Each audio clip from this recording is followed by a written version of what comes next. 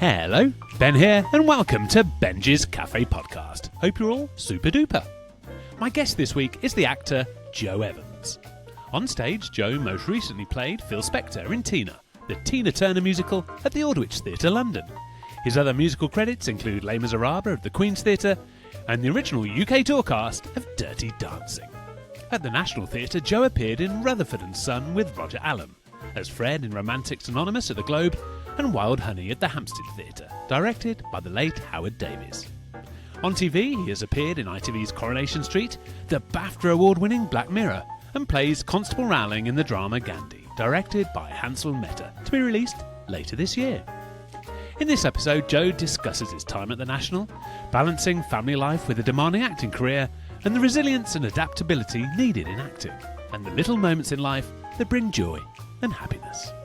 It's those little moments, just those little things that you step back and think, oh, that's really special, because I think no matter if I'm struggling career-wise, I can deal with that. But if I didn't have my family, I know I couldn't deal with life. There wouldn't be a life to worry about. Joe also teaches and is a public speaking coach. He is one busy sausage, one lovely chap. Welcome to Benjy's Cafe Podcast, Joe Evans. Good morning, Joe. How are you? Good morning. I'm great, thank you. I know everyone says this on your pod, but it's so refreshing to hear someone go, "Oh, you've done a few things. It's pretty good." Well, I sort of do the prep for the intro, and honestly, your credits are just wonderful. Do you kind of sometimes forget what you've done, what you've achieved already in your career? Yeah, definitely. I think similar to you, with it being over a long time, there has been dry periods like now. So, 18 months since Tina that I've done little bits, but nothing major. So I do feel a bit out of the loop, and then some. It's good to check in and go, actually, I've worked at these places and I've done some good work. It's important, I think, to reflect on that. Yeah, so you should. You've done some amazing work. You're looking so well, Joe. Has it been a good start to the day for you? I know you're the proud dad of two wonderful children. Is it quite hectic first thing in the morning for you? Do you know what? It's not too bad in our house until the last 10 minutes before we have to leave. And bless my wife, Pip, she is the organiser. So she left this morning at about 7:15, and I woke up about 7:30, and she'd packed all the lunches, and everything was, she does an idiot's guide to dadding. So she puts all the lunches next to the bags, all packed, everything done, dog food, dog lead, everything sorted. It's so good. And I took the children to school, and then they were like, "We're going to be a little bit late." But they weren't. They were like, just in case my wife is listening, it was 1:45, so it was fine. And I said, I'm going to be on my friend Ben's podcast today. And they were like, "Oh my gosh, are you going to be famous?" And I said, "Well, not quite." And they said, "What are you going to talk about?" And I said, "Oh, just life and, teaching and acting and stuff." And then they were like, "Are you going to talk about us?" So I said, "Okay, what do you want me to say?" And Rafe was like, he's 8, and he was like, "Tell them that I've been scouted for football teams and that I am still looking for a scout to come and watch me." And then Ivy said, she's 10, and she said, "Tell them about my performing arts because, I have done a professional job." And then they said, "But don't talk about us too much because you've got to talk about yourself as well." Well, it's so great. They're wonderful children, Joe, and you can see when you talk about them that your face just lights up. You must be very proud of them, and they must give you so much joy. Yeah, definitely. I think as a lot of parents say, it's hard, isn't it? Being a parent has such tough moments, especially as an actor or a freelance, anyone in freelance. But no matter what's going on, you get those little moments of joy with them that are just brilliant. And even now, they're at the age where if I'm being a bit grumpy or I'm being a bit annoyed, they almost tease me, and they've learnt that they can coax me out of a bad mood by taking the mick out of me, which is great, and I need that. It's good. Yeah. So yeah, they're lovely. They're so good. Do you have any other little devices, or maybe a little morning walk or stroll, or just something that kind of does give you a little lift, Joe, if you are feeling a little bit blue some days? Yeah, I think, walking the dog's great, although I don't get to do it every morning. I did this morning. It was lovely. So just took him up, dropped the kids at school, dropped him in the field, and he just runs off and says hello to everyone because he's down here. But yeah, so Teddy's a little cockapoo. How beautiful. Yeah, he's lovely. And we've had him 5 months and he's only 7 months. Oh. So still in that training period.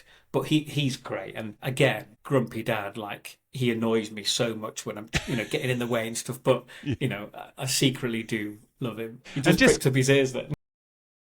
And just getting out there, Joe, it's so lovely, isn't it? Just a bit of peace and quiet, just to have a clear head. And, I mean, you're younger than me, but, life does go quickly. I think it's pretty important for us chaps to kind of keep half an eye on our physical and mental well-being. Would you agree? Yeah, definitely. I think as you, get to your 40s, 50s, I just hear a lot more and more dads saying, I'm trying to find that work-life balance. Yeah. And that comes with the stress, doesn't it? Yeah. Either way, if you're not working as much, you're stressed because of finances. If you're working too much, you're stressed because of work. So for me, it's a walk in the woods. I love listening to your pod, but also, I know we share a love of Frank Skinner, and I love his podcast, and it's I think for me, sometimes even on the way to work, getting in the car, 45 minutes of a nice pod, it does me wonders, because you sort of, it's like you're in another conversation, aren't you? And you're just, I'm driving, but I'm enjoying that time instead of it being like, oh, traffic, I'm going to be late. I can sort of, it stopped the driving being a pain. Yeah. I sometimes quite look forward to getting in the car and, heading down the M.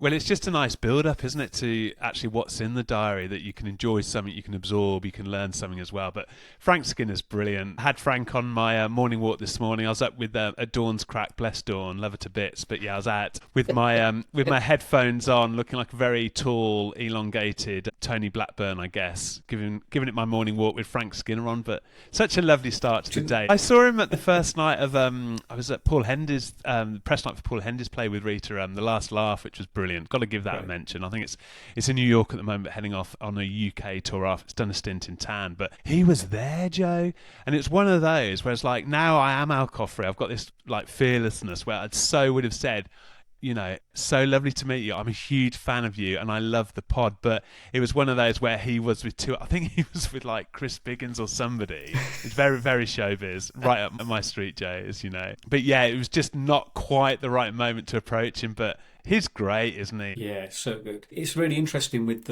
what you say about being alcohol free and having that confidence. I do drink alcohol. Yeah. But since listening to your pod, in this household, we have cut down massively. And it's definitely helped be more organised, be more on it. And if I'm out at the theatre or something, I actually like to watch a play alcohol-free, because I feel like I can, I don't know, it sounds a bit theatrical, but absorb it better, because I know there's no filter of alcohol. Like, I'm not over lushing about something. I feel like I'm in it, and then I can really, take it in. And when I'm at a press night for the theatre, which I go to often because I want to try and meet people. So like, I've been to a few RSC press nights recently. I won't drink. I might hold one of the free champagnes and walk around so I don't feel so odd. But I'm not drinking because similar to what you're saying, I'm much more confident when I'm not drinking. Yeah, it's so interesting you say that, Joe. Like, my experience now of any play I go to or any gig, it's so heightened and far more enjoyable, because I'm not thinking about, the getting ready beers or the beers during the interval, of the overpriced plastic beers, before a gig or a play. I want to get the most out of this experience. I had Andy Ramage on the pod, one of, leads a huge alcohol-free movement in the UK, worldwide, Andy, the Dry App. And he was saying he, recently went to see Coldplay in Dublin, and likewise, his experience was beautiful because there's no booze like hazing anything. It's fantastic. Yeah. Similar, me and my wife Pip had exactly the same experience. We went to see Take That, and this was I think maybe a year ago in Southampton. But we both had a bit of a cold, so we were like, well, instead of getting the train, let's just drive. So we drove, and we were both like, let's not have a drink. It's one of the best gigs I've ever been to. Because for the whole thing, like, and Take That, it's light and fun and nostalgic for us, and it was great. But the last 20 minutes, there was a girl in front of us asleep, and her friends didn't even notice. And then she went off, staggering off to the loo, and they carried on partying. And I just thought, of course they were having fun, but I felt like I got much more out of it than that poor girl who might have saw the first 30 minutes and then was crashed out. And I'm not saying I am Mr. Alcohol free at all, but I'm a big advocate for trying things sober. And, it does feel like you say a bit more HD, a bit more vivid. Yeah, and right? It's so great that it's, appears to have helped you and Pip in family life. But do you feel like it's given you a lot more energy, Joe? A lot more, better sleep? I mean, you're a good-looking bugger anyway, my goodness, but you're looking so well. But it's just that energy, isn't it? And almost it puts me on a better plateau to deal with life, especially as a freelancer. My goodness, you're spinning so many plates, Joe. When to kind of to navigate life almost. Yeah, definitely. I think it almost feels like you have more time. So, for example, just by probably chance and also being a bit like, oh, I'll do this, 3 weeks of not drinking. Oh, well done, mate. And that's no, but it's more like you just sort of do it, and because every Saturday night's like, right, I've got to have a drink, and then I'm thinking, why do I need a drink when I can watch Britain's Got Talent with the kids and have a bowl of sweets and then watch something with Pip and go to bed at a normal time? Then, like you say, get up and feel okay. And we've done that for the last 3 weekends, and it's been lovely. It's thanks to you and it really is like your influence of listening to all the people who have had that effect in their lives and how positive. You've always been positive, but at the moment it feels like you're shooting for the moon, and it's great to see, mate. It really is. That's all down to sobriety, isn't it? I mean, for me, it's the best thing I've ever done in my life, Joe. That's so kind of you to say. And all I want to do with the pod and, myself as a person is just spread joy and a bit of happiness. And I don't want to preach, but my goodness, for me, and maybe this is the case for a lot of creatives, alcohol was a poison for me. It's like I didn't need it. I had enough, my genetic makeup to be a fun, enjoyable person to be with, without alcohol. And it's just like the difference is immeasurable. It's absolutely conkers bonkers. We met in 2008, Joe, when we did Beauty and the Beast together on tour, and I was drinking then, and I loved the tour, I loved the show, I loved being on stage, but I probably got about 40% enjoyment out of it compared to what I would now. It's kind of crazy. And what I loved about meeting you in 2008, Joe, on Beauty, I think you'd done Panto in Bury, but it was your first, let's call it, bigger job. Yeah, definitely. And you were so great to work with, so polite, considerate, and you just seem to have this massive willingness to learn and absorb. And that is so evident that continues in your life and career. It's so impressive. And I just wondered what your mindset was once you graduated, going into the business, this kind of crazy business of acting.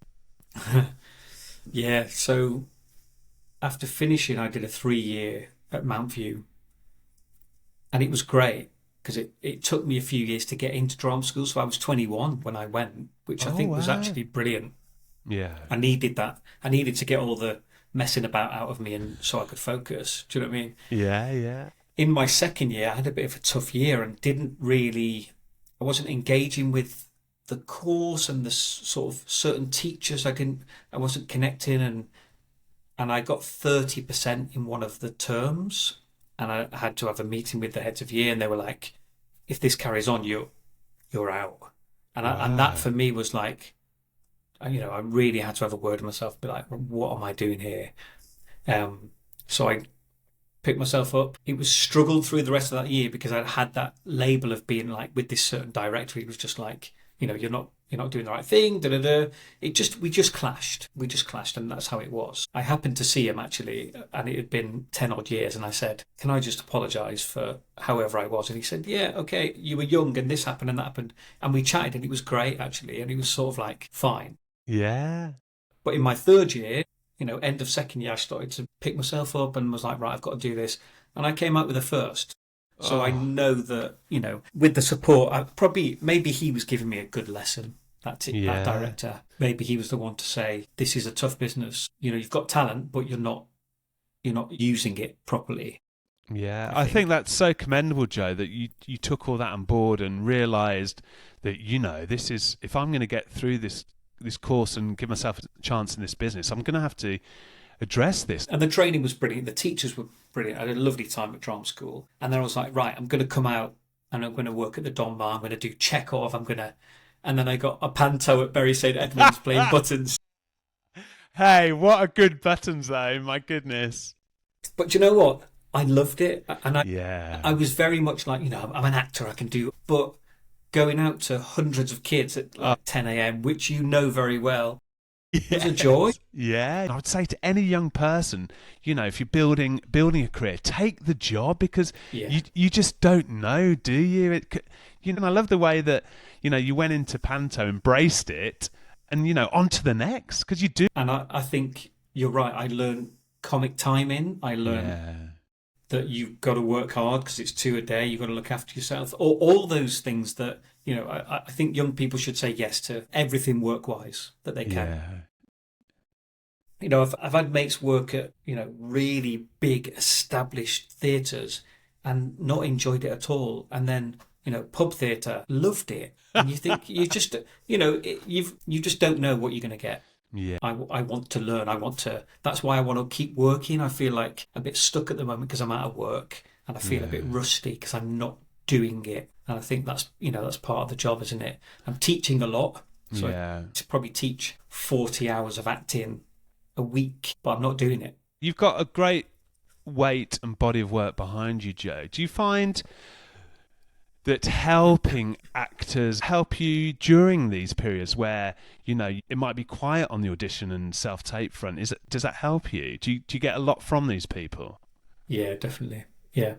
I feel very lucky that I got into teaching quite early when I did. I was in my third year at Mountview, and a lovely guy called Eddie Gower, he worked in the outreach office, and he said, "Oh, Joe, do you want to come and do some teaching on Saturday for me?" And I was like, "Oh, I've never done it." And he said, "No, you'll be all right." And he came and helped me. So that was 2004 or 5. So I've been teaching since then, which, is mad. And now in my week, I teach 8-year-olds and I teach 15-year-olds all the way up to 80. I've got an 86-year-old student who I teach. Oh, wow. And it's even when you think about that, like the range of ideas and things that life experience that they have is great. And you can do the same lesson with 8-year-olds as you can with 86-year-olds, because it's just a different approach to, they have I suppose life experience again, so they'll come up with different ideas. Sometimes give these kids an idea or a script or something, and they just have moments of brilliance, and you think, You've not trained. You don't know about Stanislavski and all methods of acting. You're just, do you know what I mean? They're just present and doing it. And sometimes you think, actually, you can overcomplicate acting. And with the younger people you teach, Joe, like the importance of theatre, I think it's such a safe place, isn't it, to build confidence at that age? Yeah, I think you sort of mentioned before about going to theatre when you were younger and finding your place. I didn't really have that. I was more football orientated, so that was my sort of people, which was great, and I found drama later. Yeah. But I see it in the younger kids that I teach, and sometimes they're 6 years old, just finding their voice. I know that's a bit of a cliche, like find your confidence, find your voice, but actually to put your hand up in class and know what's going to come out instead of it being weak and maybe cracking and everyone laughing. Like they know, put their hand up, that they can project and speak and have the confidence to, one, put their hand up and answer something, but two, get things wrong and it's okay. Because they're so worried all the time about getting it right. And I say to them, let's get it wrong today. Let's do things wrong. Let's make mistakes. And that's when the creativity comes. Isn't it? Yeah. That's probably something that I learned from working with Emma Rice at the Globe, which was one of the best jobs I ever had. Like a new show with Emma Rice. There was not a minute that felt like a rehearsal. It was just fun and creative, and let's try something. Do something over there. Let's see what happens. And you felt like you could come on stage and do a cartwheel, and she might go brilliant, or she'd be like, no, try something else. And that, do you know what I mean? And that was so good because it really, you had to be brave, but you also felt safe. And that's what I try and bring into the lessons with the kids. Oh, Joe, you went from Beauty and the Beast. My goodness, we had some fun on that tour. You're so diligent, your work ethic just shone into some real big hitters. The UK tour of Dirty Dancing, Les Miserables at the Queen's. When you were training, were they the goal for you? And when you got there, Was there any disappointment there, or was it as exciting as one presumed it would be at getting a job like that at that age? Yeah, that's interesting. I think Les Mis is a bucket list for a lot of musical theatre actors, isn't it? Yeah, It's the musical that probably got a lot of us at my generation into musicals. When I was 17, I only thought there was three, like Miss Saigon, Jesus Christ Superstar, and Les Mis, because that's all there was. There was no YouTube or whatever then. It was whatever album your mum had, you listened to. Daniel O'Donnell and Jesus Christ Superstar. Well, we had Elton John's album, we had the Cats album, and the ABBA album, which explains quite a lot, really. God, but those big shows like Les Mis, for example, all the prisoners come out and it's all that. That I remember that first time I did that, I felt like, oh my God, I am in Les Mis. Like that was awesome, and it's such a brilliant sung show, and you've got the big orchestra, and even doing a show 8 times a week for a year, I can still listen to that music. Yeah, which that sort of says everything, doesn't it? Yeah. Like it's a special. It's special quality. Show. Yeah, but yeah, those big shows they're great, and there are bucket list shows like that I think you want to tick off. I didn't feel any disappointment. I loved Les Mis, a really wonderful show to be part of. I love that. And similar with Dirty Dancing, because it was the first tour, we created the show. And it's not a show I would go and see. And it's the same with Tina. It's not, before I'd been in it, I'd just be like, I don't want to see a jukebox show. But oh my God, firstly, the shows itself are brilliant. And secondly, it's so much fun to be part of. Dirty Dancing, I played the grandson, Neil Kellerman, who's an absolute nerd. And the director, Sarah Tipple, who is a phenomenal director, she gave us rein to. She was like, look, we're gonna do our objectives. We're gonna action the tech. We're gonna do all that work, but it's a musical. It's got to be fun. It's got to be light. And she let us do extra bits and keep it free, which was so lovely. Really nice. And actually, she called me in for an audition last week. Again, unfortunately, I couldn't go to it. Right. But it was really nice after, I've not worked with her professionally since 2011. Yeah. And then just got a call from my agent saying, Sarah wants to see you for this. And I was like, I can't quite work it logistically, but, you do a good job for someone, you get on, they remember you, which is lovely. Yeah, 100%, Joe. I'm massive on that. I think, some of the best people I've worked with have been the nicest, no ego, no, courteous, polite manners. And you've got that in abundance, Joe. And it really does work. I think if you're a good egg, if you're likable, do a fantastic job, of course you have to be reliable. But I think if the core of your personality is good, is positive, then people want to work with you again because you're it's a good energy to have around a production, isn't it? Yeah, I think definitely 100%. And to be honest, Ben, you are the epitome of a good cast member. I've never heard a bad word about you. I've never, we worked together for a year, and you've been in that show, I think, a year before and a year after.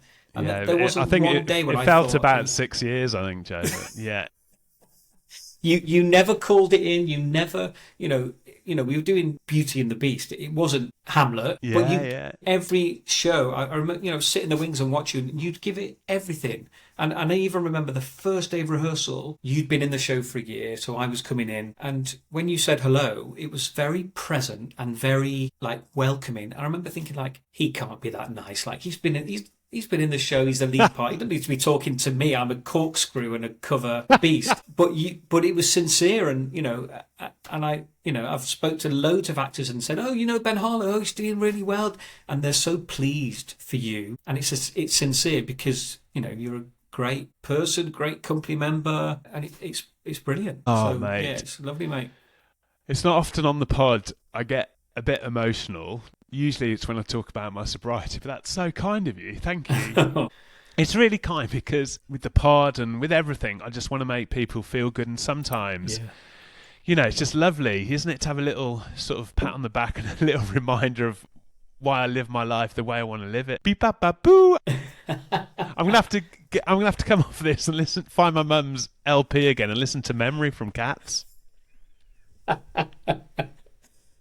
Oh, but it's good, mate, and you know you've Thank always you, been Joe. positive, but at the moment it's like your positivity is massive, and you're getting to share it, which is great. I have to ask you, I'm a bit jealous of you, Joe Evans. You've Oh yeah, worked with probably my favourite actor. 15, I went to the Barbican with school on a school trip from Birmingham. We saw Much Ado About Nothing with the late Susan Fleetwood as Beatrice and Roger Allam as Benedict. My God, I was blown away. So funny. The yeah, richness of his voice, his stage presence, his craft. Then I find out he can sing the original Javert in Les Mis, City of Angels, La Cage aux Folles. And you work with him at the National in Rutherford and Son, Joe. Firstly, can I just ask you, what was it like getting that call saying you're going to be working at the National, and also working somebody so experienced as Roger Allam? Was it just wonderful for you? yeah. A massive. I sort of felt a bit like, oh God, I'm an actor now, and I know that's not how it works. Like, and Yeah. I'm not at all saying that if you don't work at the National, you're an actor, because some of my best work has been at small theatres, and I know that playing. I was understudying two brilliant parts in that show. So you sort of go into that rehearsal, and there's lots of seasoned, Justine Mitchell, Sam Troughton. These actors are Oh, just, phenomenal. I'd seen them on stage being powerhouses before. Um, Luckily, I'd worked with Justine Mitchell before, and she's just a wonderful actress and a lovely, lovely person. So I sort of was able to chat to her, so I felt secure. yeah, Um, yeah.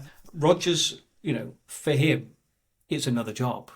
Right. He's working all the time. But Yeah, for me, it yeah. was like, oh my God, I'm here. 7 weeks rehearsal. And, just when you see how well the National is run, when I was there, it was just, you get so well looked after with voice and Alexander technique, and everything is there just so you can get on with the work. That's how it was when I was there, and I loved it. Brilliant company, lovely group of understudy guys that I worked with. So I went on as the son.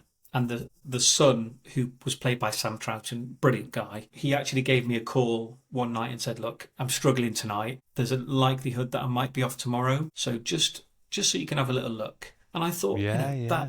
that's solidarity as an actor. He could have gone home and gone, Yeah, "I might be in tomorrow," but he let me know, and I yeah. thought, fair play. So I was playing Roger's son, and it's a big old play. And my first entrance, I come on and rant for about 25 minutes. Literally, it was, I was stood at the side of the stage, and I remember thinking, right, this is a now or never moment, like going on for the part. Unfortunately, Pip was on holiday with the kids, Oh, so missed it. But actually, it was a bit like I can just focus on myself. yeah, yeah. I remember stood backstage at the Littleton stage, ready to go on, and just thinking, if I don't just go for it now, I'll regret it forever. So I went on, and it was like, it's like a steam train. You can't, once you're on, you can't stop. Got through the play, brilliant. The other actors sort of gave me a round of applause at the end and let me take my own bow and stuff. It was, so, Oh, so generous. And then the next day, Roger came to my dressing room, and he left me a bottle of champagne, a little note just saying, like, congratulations. Which I kept, and I was just like, oh my God, like, it's awesome. And then I saw him later, and he said, "Oh, can I just check? Can I just check a couple of lines, because I think I might have made a mistake." Da-da-da. I was like, "Oh yeah, of course." Went over the scene with him, and then I found out later that it was actually me who had made the mistake. But in true theatrical, royalty, he'd gone, "I'm not going to make this young guy. Yeah, I'm not going to make him feel nervous about it because we had another show to do. I'm going to take just." He just wanted to check it. There's a bit in the script where we kept repeating the same thing, but it changed. Yeah, and he was great. The cast were absolutely brilliant, and it was a real moment for me where I was like, I can do this.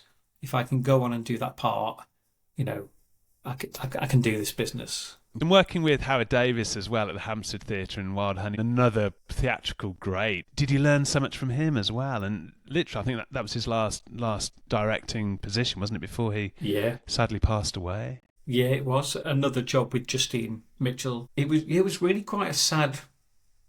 There was a few jobs. That one with him, which was brilliant. Again, a brilliant cast of seasoned actors who he trusted. Well, a lot of when I go to auditions, people's directors say to me, "What was it like with Howard?" Like it's almost like they want to know his secrets, and I say to them, he didn't give that many acting notes. Very little subtle things to people that made big differences, but he trusted people to work on their process. And I think doing those big jobs with people like Howard, one, you realise that everyone's a bit crap in week one. Yeah, And that's yeah. okay, because you watch people like Roger Allam after 7 weeks and he's phenomenal, but not in week one. And of course he wouldn't be, but that's so great as an actor to see. I'm seeing the end product, so when I pick up a script and I'm not great, I will be after 7 weeks. Do you know what I mean by that, Ben? Like, it's that confidence of going, that's a bad choice that you're making. That's great. Let's see how you get yourself out of that. And that was brilliant. And Howard was a very, it was almost a bit of a running joke that he wasn't great with small talk. He was probably quite a shy man, very commanding. 15 years at the National, done some of their best work, but quite a shy person. So when you chatted to him, it was very much like he was quite softly spoken and, great sense of humour, but quiet. And I must tell you that when I was invited to his memorial service, so when he passed away at the National Theatre, they did it. The amount of people, you were looking around. Someone actually said if a bomb went off now, there would be no English actors left. It was Zoe Wanamaker, David Suchet, Ian McKellen. Everyone was there. And Rory Kinnear got up and did a speech. And it was, and it wasn't about him at all, but he sort of said this whole thing like, I had a dream last night that Howard was my father. And I couldn't quite work out what was happening, and then in the end he was sort of like, and he was like a father, and he was just like, everyone was just like, he was loved, and his partner Claire sort of said that Howard would be annoyed that he wouldn't get invited to parties, and she'd say, you wouldn't go anyway, and he said, yeah, no, but I want to be invited.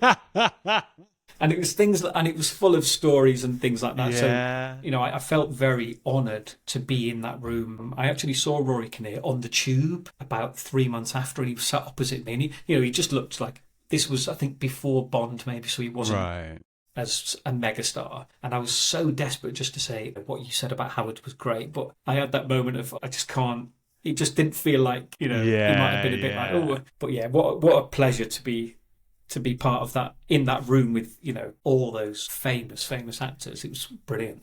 You've worked with some wonderful theatre directors, Joe. You've filmed last year a drama, Gandhi, out in India with the director Hansal Mehta. Was that a great experience? And is there time on a set like that to kind of be directed almost? Or do you find that it's almost like, there isn't time to absorb their way of working? It was very different in India. It was a real big thing for me, actually, to go 10-hour flight on my own for a week away from the family and stuff was actually quite a mentally, that was a big thing. And I know some people would be like, oh, it's a week away, great. But actually, I was very nervous about it. Yeah. And I actually stopped drinking for 6 weeks before I went, and I didn't drink the whole time I was there because everyone kept saying to me, like, oh, to have a drink on the plane, you'll be fine. Or, if you're a bit bored, just have a drink. And it became, and I was like, no, that I want to be clear-headed. I want to be, clear with what I'm doing. So I didn't drink, and that was the best thing for me to do because I felt so far away from home. Mumbai, which is the busiest city in the world, is absolutely mad. And the hotels here, and then you've just got road. It's not like, if it was in Italy, I felt like I could go and have a coffee and go to museums. But in Mumbai, it was like you either get in a tuk-tuk and go somewhere, or you stay in the hotel. So, I didn't see anyone for 3.5 days that I was there. And I was the only Westerner in the hotel at that point. So, I say to people, I was only there for a week, but have you spent 3 days on your own? And actually, people haven't. And I don't think you realise how difficult it is to just be on your own, because you can sit by the pool for a bit. You can, watch a bit of Indian TV, watch a bit of Netflix, but it was quite difficult. So when I got on set, I was sort of looking forward to meeting people. But again, I was the only Westerner, and they were lovely. Yeah. But oh my God, health and safety is not a thing over there. Really? So we were filming. I'm playing like a policeman on a boat with Gandhi, which was brilliant. And they built a makeshift boat in the middle of this desert, like in the middle of Mumbai. It was 40-degree heat. Oh my God! And they had a CGI screen at the back, which would have been no exaggeration, like 40, 50 foot up. And there was an Indian techie guy crawling along, stapling it. No harness, no nothing. And then he sort of shimmied down. God. And I was just like, oh my God. I felt very lucky to get that job. One, because it was brilliant to work with a really famous Indian actor, Gandhi. His name is actually Gandhi as well. And that director, and be part of that show, which should be out this year at some point. And secondly, for my own self-improvement to go. And again, everyone has their own challenges, and some people will think this is nothing. But for me to go away the other side of the world for a week, away from my family, was really difficult, because you can't just go home if you want. You can't just leave if you want, because you're contracted to be there. And that was something that I felt I was quite proud that I overcame. That you should be so. And my goodness, especially as a dad, you've got, as we said at the start, beautiful wife, 2 lovely kids, and it's very hard, isn't it, getting that balance. You want to work as an actor, you need to work, but also sometimes that work can take you away from home, and it's a very strange up and downy way of life, isn't it? And what I admire about you so much, Joe, is that you've got such a wonderful balance. I think that's because you're such a good person. You're full of empathy for people, which I think allows you to succeed in any environment, really. You're flying with your teaching, your public speaking company. But my goodness, it is hard. Like you touched on there, Joe, when you are working away, people think, oh my goodness, have a drink on the plane, you're away in India. But the reality is, it's tough, and you do need to have a mental strength, don't you? Which I think a lot of people don't realise. Yeah, definitely. And this is a business, I feel, that when you get to the stage where you have a family, or you get to a certain age, the compromise becomes 10 times bigger. Because, when me and you, we toured the UK and went to Kuala Lumpur and everything. And I think, I think I might have packed the day before. I didn't care. It was like, whatever. Whereas, now I'm 40. I can't go to India for a week without feeling worried about it, because the core of my life is around my family. So, for example, I've been out of work now for a year and a half, as in I've done a few voiceovers and things like that, but not a solid longer than a month job in acting. And that's really difficult, because I've cut out touring, so I don't want to tour. I don't want to go off to Glasgow for 2 months and do a play there. So I've cut out a lot of work, because I need to be with my family. And, and that's the compromise that you have to make. Even now, like, you very kindly said, oh, your CV's great. And I think, yeah, that's lovely, but I still can't get seen for certain theatres and for certain jobs. My TV credits, I'm always still getting seen for 5 lines or less. Yeah. And I can't break that. I will. But at the moment, I can't break through that barrier, and it's finding that balance, because I've got a public speaking company. I've got 40 hours of teaching a week. I've also got a full-time acting, and a family. So it's like you need 2 full-time jobs as an actor. And there's one is acting, and the other one, you have to be able to drop it in a week and say, right, you're off for 6 months now. All that work you've got, you need, how do you do it? I don't know anyone who's got the solution. There is charities out there and stuff to help actors, and I think it's good to mention those, because people don't know, or feel that maybe they're not the people who should be relying on it. But actually, if you are a performer and you're struggling, contact the charities, because they have the money, and they need and want to give it out. You must feel so proud of what you have achieved. And is your family, would you say, just being at home and enjoying the madness of taking Rafe to Football Ivy to an audition, say, and just the madness of it, even picking up Teddy's dog shit. Sometimes I think I'll be out in the garden picking up Betty's, and I'm like, you know what, I'm happy, because I've finally got a balance in my life. Yeah, I think I'm still an early dog owner, so I still hold my breath when I pick up the poo. But I notice some people, they're straight in there, they don't care. Country Joe, air. you used to do that with my aftershave, Joe. I think you hit the nail on the head, mate. Watching my son play football is, it's such a joy. He's got such brilliant coaches, lovely set of parents, brilliant little team. They're so good. The football they play is brilliant. He loves it. That's great. Luckily, my 2 loves, theatre and football, are covered, because my daughter loves performing arts, and she goes to my wife's theatre school. Oh. So I get to watch her, and I also teach her on a Monday. So just spending time with them. And actually, when we put the iPads away, when we just do things together, like we've got a brilliant family game called Outsmarted that we play. I don't know if you've ever played it. No. It's so good. A little family game like that is great. And I know when Pip listens to this, my wife, she's going to laugh at me for that, but because that's what she does. But those little moments, I think you're right. It's those little moments, that music's playing in the house and my daughter comes in and has a little dance with me or something, like silly, just those little things that you step back and think, oh, that's really special. Because I think no matter if I'm struggling career-wise, I can deal with that. But if I didn't have my family, I know I couldn't deal with life. There wouldn't be a life to worry about.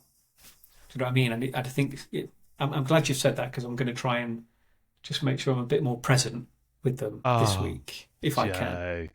Joe, you must be the most present dad. You are one of the nicest chaps I've met, full stop, let alone the business. I admire your career, but I admire your love for your family and the balance you have, and just how hard you work. And my goodness, those students of yours from 8 to 86 and the businessmen you coach with your public speaking, they're so lucky to get a slice of Joe Evans. Oh, mate, thank you. That's really kind. Thank you for that. It's been a pleasure. I'm so happy that you asked me to come on. I've been telling everyone about this pod, not because I'm on it, but sharing your joy. It's been so wonderful chatting to you. Keep flying, just keep being wonderful, because you are, as I said in the intro, you are one good sausage. Joe Evans, thank you so much for joining me in Benjy's Cafe. Thank you so much. Have a great day, Ben.